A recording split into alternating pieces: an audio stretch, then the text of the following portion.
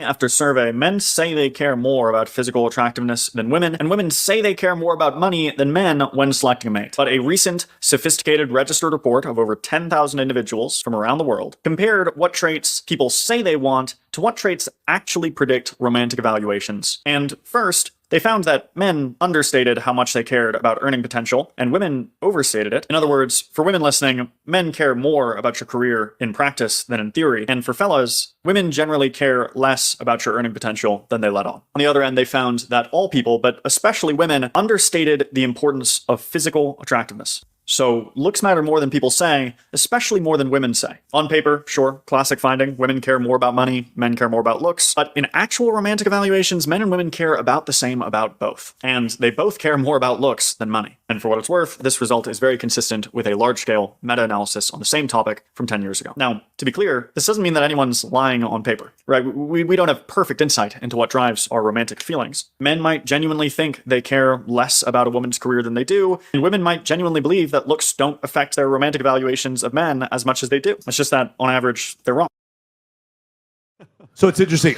This is the argument that I hear from... I love how he erases his entire point in the last, 30 seconds of the video. So this is the argument that I hear often. It's like, well, women are saying that they want, the 6'3" tall guy. Blue eyes. With the blue eyes, right? Trust fund, whatever. Yes. But then they don't get with that guy, and therefore, ha, Michael, hypergamy isn't real. And it's like, no, there just aren't that many 6'3" guys. They're only 1% of the population. Yes. So when when he's saying women do care about looks, but they don't care about it looks as much, what he's saying is they still care about looks. It's just in practice, they can't find guys to commit to them that look the way that they want. So they end up settling, but they're not settling. They're actually going across the scale to who they should have ended up with anyway, had their beliefs not been fucking delusional. That's who they probably would have ended up with. But in their minds, they're settling. Of course, they're not. And so that's the issue. And the thing with money, it's like men underestimating how much money matters. Well, yes, the world is expensive. Having a girlfriend who makes some money is kind of nice. You know what I'm saying?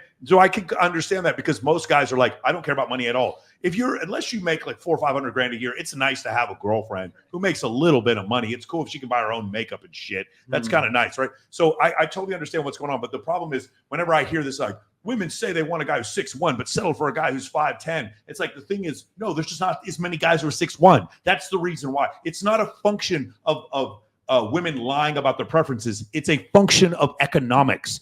The barista doesn't date the billionaire. You're correct, but that's because there's not enough billionaires. It's a function of economics. If assortative mating is a real thing, it doesn't mean hypergamy isn't real. What it means is hypergamy can't manifest because there aren't enough high-status guys for all the women who want high-status guys. If 17% of the population makes $100,000 a year, 14% of the population is 6 feet tall. If you do that, then there aren't enough men out there who are 6 feet tall and make $100,000 a year. It's 2.3% of the population. It's not enough men. Exactly. Look at her face. 2.3% of the population is 6 feet tall and makes, look at, she's like having a heart attack. Is 6 feet tall and makes $100,000 a year. 2.3% of the population. So of course, the women are going to settle, and then what they're going to say is like, no, women are not as delusional as they're making out. No, they are as delusional. And then what it leads to is unsatisfied women, and what you might imagine, a 56% divorce rate. And so now 6.1 per 1,000 marriage rate, lowest in recorded history. The marriage rate is plummeting. Yeah. The divorce rate is very high for a westernized country. So where does this all come from? It's because of the whole reason what she said. She wanted a guy who's 6'1", settled for a guy who's 5'9", who makes less than what she said before. And then the blue pill guys are like, well, you see, that's hypergamy isn't real. These women aren't that delusional. And then they divorce those men. That's essentially what's going on. There just aren't very many high status men out there. I say like the top 15% of men are what women would consider high status. These are guys who have multiple things going for them, but they have no trouble getting dates. Those guys, it's about 15% of men. There's a bottom third or quartile. I'm going to be generous and say quartile. It's probably more than a third of men who have very little options with women. I know there was that one study that showed 28% of men having 0 sexual partners a year, and that number came down. And I understand that the number came down, but that doesn't mean that those men have solved women. Having 1 sexual partner in a year doesn't mean you fixed your problems with women. You probably still have some issues with women, even if you've had one. That one may have been a prostitute. Who knows? But my point is, in this whole, here we go, sexual freedom, regulated sexuality. My point is, whenever I hear these studies talking about women are not that delusional, and no, they change assortative mating. This proves hypergamy is still real. It's just people's my preference. A lot of people's preference would be to have a Bugatti. They just can't afford it. It doesn't mean they don't want Bugattis. They still want them. They just can't afford them. The barista still does want to date the billionaire. She just can't. She just has to read 50 Shades of Grey and just believe that she's dating a billionaire with a huge. Just 50 Shades of Grey is fucking bullshit. She's dating Anastasia's dating a billionaire with a huge penis who doesn't cheat on any. I didn't read all 3 books, but I asked my friend, does he fuck any other women in any of the 3 books? He doesn't fuck any other women. He's a billionaire and he fucks no other girls but Anastasia in the whole fucking book series. This is horseshit. This makes me so angry when I read this shit. I read the first book and I was like, all right, that's kind of interesting. And I was like, but I'm sure he had threesomes or whatever. No, he doesn't fuck any other women. This is crazy. Christian Grey doesn't fuck any other women. This is the stupidest shit I've ever seen. Anyway, sorry. Because she has such an ephemeral quality that it's only her. She brings it out. She loses her virginity to this guy. And oh my God, bro. It's so stupid. Anyway, go ahead. I was just going to throw this out there real quick because we got into the assortative mating thing, and I'm still going to lock horns with you-know-who. But I think we need to start looking at assortative mating as it's non-intentional. That's the thing. The problem that I'm having with this right now is really, if you look on the right side there where we're talking about a regulated sexuality, this is a regulated sexual marketplace. This is a prior to the sexual revolution. This is how things sort of sorted out. And you can even make a case to say that this is kind of how it is right now. Yes, do 6s get with 6s? Do 5s get with 5s? 4s? Yeah. But they didn't want to. They just had to because that was what was available to them. That's why I kept asking. That's the first thing I asked you guys I said, would you say that the guy that you were with was lower than you or higher than you in sexual market value, right?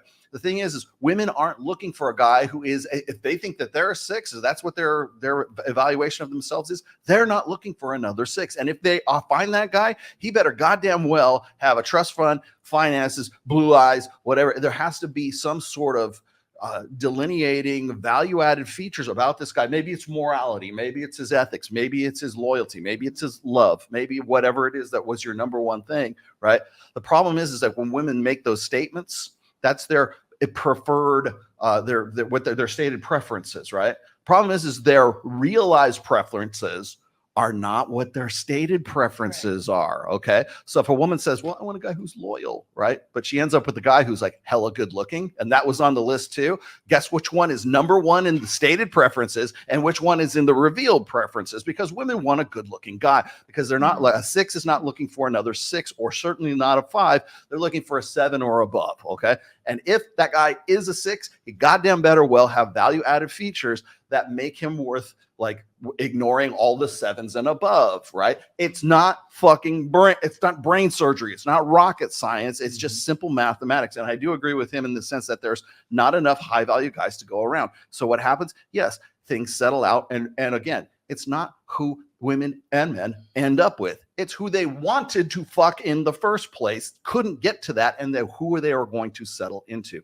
The problem I have with guys like Mac and Murphy and Alex from Dateside is they think that it's intentional. They think that I'm a 6, I know I'm a 6, and it will be responsible enough for me to go and just get with a good Christian white guy who looks just like me, has all of the same ethics, has all of the stated preferences that I have. I'm going to go out there, I'm going to find him, and it's going to be no problem. And this is just how things are and how it's working out. No, it's not. That's why we have a low marriage rate and we have a high divorce rate right now, because this shit hasn't been happening since the sexual revolution, since we deregulated the sexual marketplace. Imagine that. Let's talk about a place that isn't deregulated. We were talking about this, KJ, yesterday. Yep. You live in a country that has about the highest level of arranged marriages, I think, probably in the entire world. Yep. And I feel it's helpful in a sense as well, because not all men are going to go out and get game, and they're not going to be the top 1%. But then for society, you cannot have a lot of men be single, or like the divorce rate going really high. The divorce rate currently in India is 1%. But then there's a lot of the I'm going to take half your shit stuff happening. And there's a lot of women literally doing that. So you have a lot of Indians living in the USA, and they go back to the country for arranged marriage because they don't have game. They don't understand the culture here in America, and they cannot find a mate. So when they go back, They find all of these girls, and maybe they're using matrimonial websites, or maybe someone's introducing them to them. But those are the ones that are targeted the most. Women get married to them and then take half their shit. And it goes so bad that they put cases on them. They email their company in the USA, and the guys are stuck back in India. So in a sense, like, I feel arranged marriage is good, but then at the same time, men still need to develop that part of themselves so that they can talk to girls. Now, if we compare it to the incels and everybody out here in the US, if only there was arranged marriage happening, those guys would have gotten some mates, maybe the black pill people, or maybe whatever. At the same time, me, someone who coaches dating coaching and who teaches game to people, a 6 can definitely get like a 9 or a 10 if he has game, if he learns social circle, if he just works on himself. He also probably doesn't have a ton of competition if there's a lot of guys not learning game because of the Yeah, so you mentioned 100%. this before. The reason why the guys are saying, I want to see Bob's and Vagine, the desperate, the Indian man trope on Instagram. The reason why that exists is because a lot of these guys are from rural areas where they expect you get a wife and you get a wife and you get an arranged marriage. They're going to get one free wife. This coupon for one free wife, and because they expect that they never work on game, and it's like, show me your vagina, show me your boobies, please, like that kind of stuff. Why it happens is because of that. Yeah, it's also the culture and the sex ratio. There aren't as many women as there are men. Plus, in the rural areas of India, the culture is such that the women do not go out as much. They're inside their homes and stuff. So even education hasn't penetrated as much to all of the parts of the country. Versus you compare it to Delhi and Mumbai, women do go out. Arranged marriages, so people have an idea that arranged marriages are forced. That's not the case. A lot of my friends who have dated in the past choose to get arranged married to a person because naturally the socio-economic status that they come from, the girls, would want to marry a boy from the similar or a higher socio-economic status. So that's about it. Yes. Nice. Okay. Can I say something? Go ahead. Yep. Yeah, because I half agree with you guys, and then I half disagree. Like, I do get it that men are focused on women who like social status and the income and all that stuff, but I love all you men. Like, I love you men here, and the men in the comment section. Half of you are fucking idiots, but half of you are level-headed. But sometimes men, I love you. This is why I'm saying this. You need to pull your heads out of your ass. Because not all women are the ones that you see on TikTok saying, I want a 6'1" billionaire. That is not all women. Like me personally, I've never, ever chased a man for his money or his 6'1" or 6'3" or anything. I've fallen in love twice with guys who are 5'10" and in heels, I'm 6'1".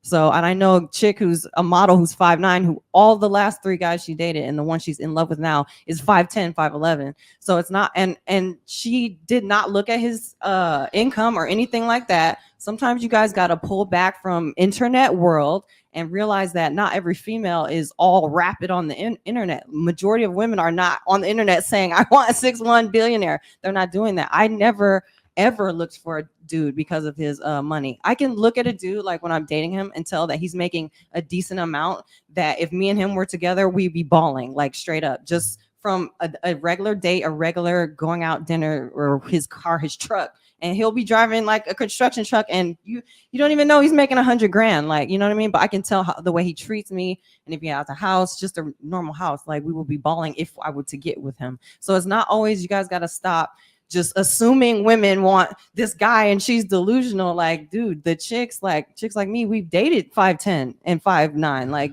and they've been the playboys, like, and they'll make average money. Like, and we've tried, we've been there. Some chicks mate with them and some chicks don't because of different circumstances. And there's loads of circumstances where men are the problem, and there's loads of circumstances where women are the problem. So you guys sometimes pull your heads out of your ass, out of like internet world, and just realize some women are actually normal and they like the man for the being who he is and his intellect and the way and his ethics and his morality. Exactly. Like, all that. As long as he's hot. Let's go to the next one. Click the link in the description and I'll send you an exclusive invite to my elite networking community where you can learn to meet high quality women today.